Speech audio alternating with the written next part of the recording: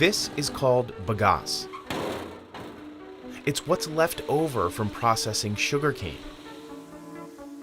About a third of the plant becomes waste as it's refined into sugar. During the harvesting season, India produces enough of this sweet-smelling pulp to make these giant dunes, around 100 million metric tons every year. हमको तो अच्छी लगती है, हम उसके आदी हो गए हैं, तो हमको बहुत अच्छी लगती है. Now, one company is transforming it into plates, bowls, and trays that are designed to break down in a backyard compost heap. Plastic stays forever, so it's not going to go anywhere. In our case, if you throw it, then it'll disintegrate in 3 months max.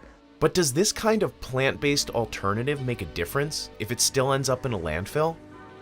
We went to Uttar Pradesh, India, to see how Chuk is making biodegradable tableware from worldwide waste. Polystyrene was discovered in 1839.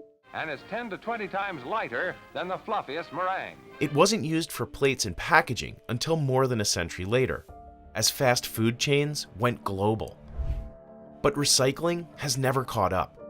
That's apparent across India, where an amount of plastic equivalent to the weight of the Taj Mahal ends up in streets and waterways every 2 weeks. Landfills across the country are filling up without government oversight, creating unsafe conditions that can lead to fires. The idea behind Chuk is to replace some of that plastic with biodegradable sugarcane waste. India is the world's second largest producer of sugar, making more than 25 million metric tons in 2020. And that means mountains of bagasse. KM Sugar Mill alone produces over 3,500 tons of it per day during the harvesting season. It can be tough to work with. नहीं दिक्कत तो होती है, जैसे कि नाक में भर जाता है, मुंह में भर जाता है और खांसी उसी आने लगती है. Most of this material will be burned to produce electricity. It's a low pollution alternative to fossil fuel. भी चीज़ ऐसी नहीं है जिसका हम लोग इस्तेमाल ना करते हैं. सारी चीज़ का इस्तेमाल करते हैं और अच्छे से अच्छा उसका वो करने की कोशिश करते हैं. But it has other uses too. We were told this is a very good fiber for molding. For over 40 years, Ved Krishna's family turned sugarcane waste into paper in a factory owned by his parents. They named it Yash Pakka, and their company slogan is packaging with a soul. But the business ran into financial troubles and had to deal with faulty equipment. We didn't know whether the company would run the next day or not. What I realized was that all the work that I wanted to do was towards the ecology and environment. Ved went back to the drawing board. He spent years experimenting with new ways to use bagasse. Eventually we realized that we have sugarcane pulp, and that can be molded into different products which can actually be used as placement for these styrofoam products. And by 2017, the company was producing tableware products under a new brand, Chuk. Chuk was really good because, of course, it was about disposable. You can chuck it. It was also good with chak, which is taste in Hindi. Ved set up shop near sugar plantations and mills to keep costs and the carbon footprint low. Around 100 truckloads of bagasse arrive at the Chuk factory every day during peak harvest season. It can take 2 hours to unload each truck. If the material dries out, the fiber loses strength, so we have to keep it in wet piles. Workers then remove a layer of the tiniest fibers before washing and pressure cooking it. Same concept as you cook dal in your home, the same way you cook bagasse. You use a certain alkaline product to be able to remove the stickies. If you think of a sugary product, it's a little sticky. The alkaline solution helps make it moldable. Workers wash the sludge again to remove any residual chemicals. Then, they distribute it into different machines and molds that press it into shape, squeezing out all the water. Other companies bleach their products, but Chuk decided against it. We were told in the market, Indians don't like to eat in brown, it has to be white. But I said, no, if we are true to our basic idea that we want to be more ecologically sustainable, then we have to stay with lesser and lesser chemicals. Chuk also sources a starch-based compostable packaging for its products, instead of virgin plastic. We, of course, realized that our whole ecosystem, DNA, world revolves around the idea of leaving the earth cleaner.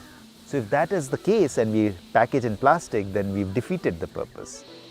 Workers like Shilwadi check the finished products for quality before counting and packaging. इसमें high breathing है, लो breathing है, cracking है, moisture है, fibre missing है, तो इस light के सामने दिखाई देता है. The Chuk factory can crank out 1 million individual items in a day. And that's only half of what Ved says is possible with the current setup. We are still figuring out a lot of the technology.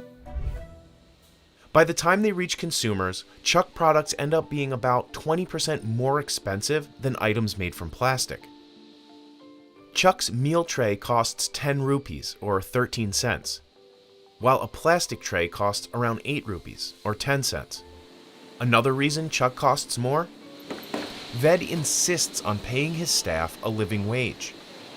I think we are very proud of having lots of local people. More than that, we are proud of having 50% women, and they're amazing. Some women like Shilwadi can make up to 10,000 rupees a month, or $131. That's nearly double the minimum wage in the state of Uttar Pradesh. इसमें भी मिल जाता है, खर्चा चल जाता है अपना. 2 बच्चे हैं, पढ़ाई लिखाई में लग जाता है. So far, Chuk hasn't turned a profit, but the business continues to grow. Over 3,000 restaurants across India have used the company's tableware. The pandemic was a major setback. Sales dropped by 70%. If restaurants shut down, we shut down. So that's a challenge, but we are trying to now change our model where we are also trying to go direct to customers. So Ved plans to set up an online store and make their products available in retail locations. And he hopes to ramp up his business enough to support India's war on plastic. Starting in July, the country will ban many plastic items, including the kind of single-use food containers that Chuk wants to replace. So, are products made from bagasse better for the environment? Probably. Chuk recommends leaving its products for 90 to 180 days in a backyard composting bin that maintains moisture and good oxygen flow. But they can still harm the environment if they end up in a landfill, where they won't decompose as fast. Plastic, on the other hand, never really goes away. It just keeps breaking down into smaller and smaller particles. Ved is just one of many entrepreneurs around the world recycling waste into food containers and utensils. LifePack in Colombia makes compostable plates out of pineapple crowns. Hemos usado residuos que antiguamente los estaban botando y eso lo estamos transformando. Entonces, esa es la ventaja, esa es la diferencia que nosotros estamos haciendo. In Mexico, Bagasse creates bioplastic cutlery out of avocado waste. And in Denmark, a young innovator is making edible cutlery and bags out of potatoes. And it will likely take all these companies and more to manage plastic waste now and into the future. So I believe each of us can make a difference. It's only a 70-year-old challenge. Typically, the plastics that we use, the cheapest varieties last about 500 years. So you can imagine that first bugger still has 430 years to go.